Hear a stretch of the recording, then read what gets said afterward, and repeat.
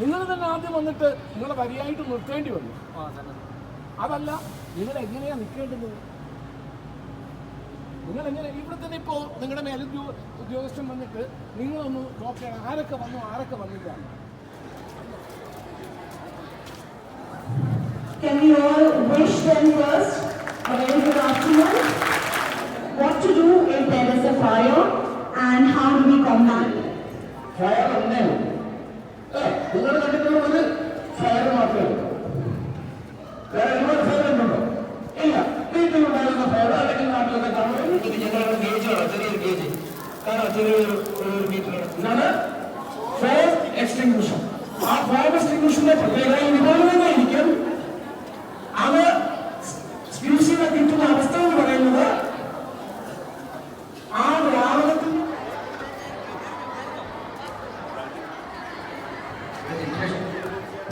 Actually ഒരു introduction പറയണം. നിങ്ങൾ യാത്ര ചെയ്യുമ്പോൾ അപ്പോൾ നിങ്ങൾ ഫോർവേഡ് ഫേസ് ചെയ്യണം, മുന്നോട്ട് ഫേസ് ചെയ്യുന്നതായിരിക്കും നിങ്ങൾ ആ ബസ് യാത്ര ചെയ്യുന്നത്. ഇടയ്ക്ക് നിങ്ങൾ ആ രീതിയിലല്ല, നിങ്ങൾ ഇടയ്ക്കൂടെ നടക്കും. റണ്ണിങ് ആയിരിക്കുമ്പോൾ ഇല്ല. ഓക്കെ എനിക്കറിയില്ല നിങ്ങളിത്.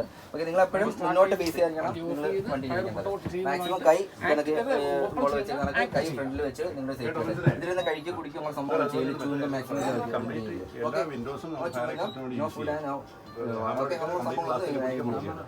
സെക്കൻഡ്. നിങ്ങൾ എന്തെങ്കിലും emergency in case of any emergency driver അങ്കിളായാലും കെട്ടുകളായാലും തരുന്ന എന്ത് എമർജൻസി ആയാലും നിങ്ങളെ എപ്പോഴും നിങ്ങൾ ഔട്ട് ചെയ്യുന്ന സംഭവമാണെങ്കിൽ നിങ്ങളുടെ എല്ലാ പേഴ്സണൽ സംഭവങ്ങളും ഇവിടെ ലീവ് ചെയ്തിട്ടാണ് ഇറങ്ങാം. ഒരിക്കലും നിങ്ങളുടെ ലാപ്പ് ഇരിപ്പുണ്ട് അല്ലെങ്കിൽ ഞങ്ങൾ സംഭവമുള്ളൂ നിങ്ങൾ ചിലപ്പോൾ വില കൂടി സംഭവമാണെങ്കിൽ ഇതിനെല്ലാം നിങ്ങൾ ലീവ് ചെയ്തിട്ട് മാത്രമേ നിങ്ങൾ ഇതിൽ നിന്ന് ലീവ് ചെയ്തിട്ടാണ് ഇറങ്ങാം. ഒരിക്കലും നിങ്ങളുടെ സംഭവങ്ങൾ ബാഗേജ് ലഗേജ് ഒന്നും എടുക്കാൻ നിൽക്കല്ലോ. ഓക്കെ, എപ്പോഴും അവരുടെ ഇൻസ്ട്രക്ഷൻസ് നിങ്ങൾ അവെയർ ആയിരിക്കണം. നിങ്ങളുടെ കൂടെയുള്ള സഹപ്രവർത്തകരെക്കുറിച്ച് നിങ്ങൾക്ക് ഒരു ബോധം ഉണ്ടായിരിക്കണം. അപ്പോൾ അവർ നോക്കിക്കോളും, അവർക്കാണ് റോള് കൂടുതൽ എങ്കിലും നമ്മളുടെ ഉത്തരവാദിത്വം അവർ നല്ല രീതിയിൽ ഇത് വർക്കൗട്ട് ആവും. ഓക്കെ, നമ്മളെപ്പോഴും അവിടുത്തെ ഫേസ് ചെയ്യാൻ എപ്പോഴും ഇൻ കേസ് എനി എമർജൻസി എപ്പോഴും ഉണ്ടാവും. നമ്മൾ ഒരിക്കലും വിചാരിക്കരുത് നമ്മൾ എപ്പോഴും സേഫ് ആണ്. ഓക്കെ ആണല്ലോ? ഓക്കെ. അതെ, പിന്നെ നിങ്ങളുടെ എമർജൻസി എക്സിറ്റ് ഏതാ?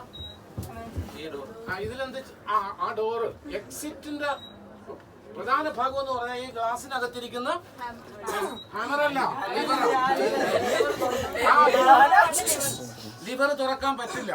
ലിവർ ബ്രേക്ക് ചെയ്യാനേ പറ്റൂ, പൊട്ടിക്കാനേ പറ്റൂ. അതിനിവിടെ ഒരു ഹാമർ വെച്ചിട്ടുണ്ട്. ആ ഹാമർ എടുത്ത് പൊട്ടിക്കുക, എന്നിട്ട് ലിവർ എന്ത് ചെയ്യുക? അപ്പോഴോ എമർജൻസി എമർജൻസി ഡോർ തുറക്കും. ബട്ട് നിങ്ങൾ മനസ്സിലാക്കുക, ഇവിടുന്ന് ഇത്ര പേർക്ക് ഇത്ര ആളുകൾക്ക് അത്യാവശ്യം അതുവഴി എന്ത് ചെയ്യാം? റെസ്ക്യൂ ചെയ്യാം, നമുക്ക് രക്ഷപ്പെടാം. നിങ്ങളും അങ്ങോട്ട് ഓടാൻ നിൽക്കരുത്, മനസ്സിലായില്ലേ? ഈ ഡോർ ഓപ്പൺ ആണെങ്കിൽ നിങ്ങൾ എന്ത് ചെയ്യുക? അതുവഴി പോകുക. അത് ബ്ലോക്കായി പോയി ഇവിടെ ഇരിക്കുന്ന കുട്ടികൾ, അവിടെ കുറേ കുട്ടികളുണ്ട്, അവർ തള്ളലാണ്.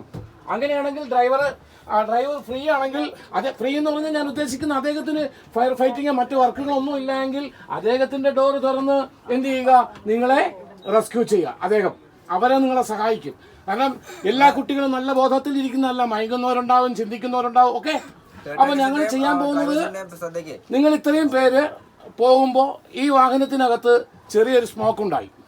നിങ്ങളുടെ ഡ്രൈവർ ചേട്ടനും പിന്നെ നിങ്ങളുടെ കെയർടേക്കറും നിങ്ങൾ എന്ത് ചെയ്യുമെന്ന് ഞങ്ങൾ നോക്കട്ടെ.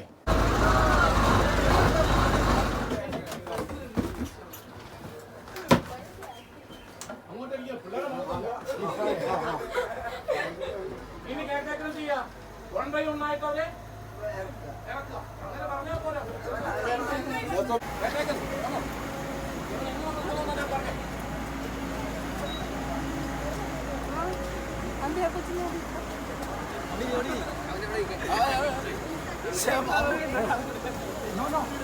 ലൈനായി നിൽക്കാം, ലൈനായി നിൽക്കാം.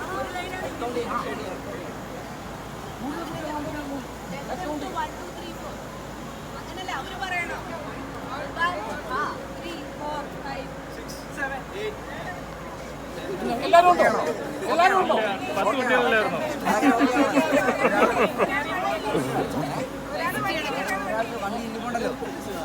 നമ്മളങ്ങനെ ഉണ്ടാവരുത്, മനസ്സിലായി?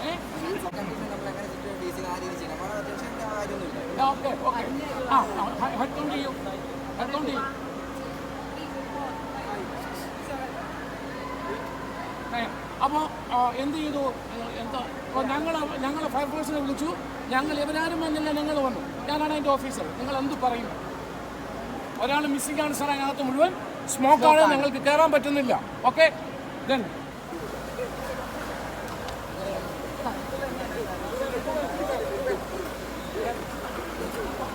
ഈ തന്ന സമയത്ത്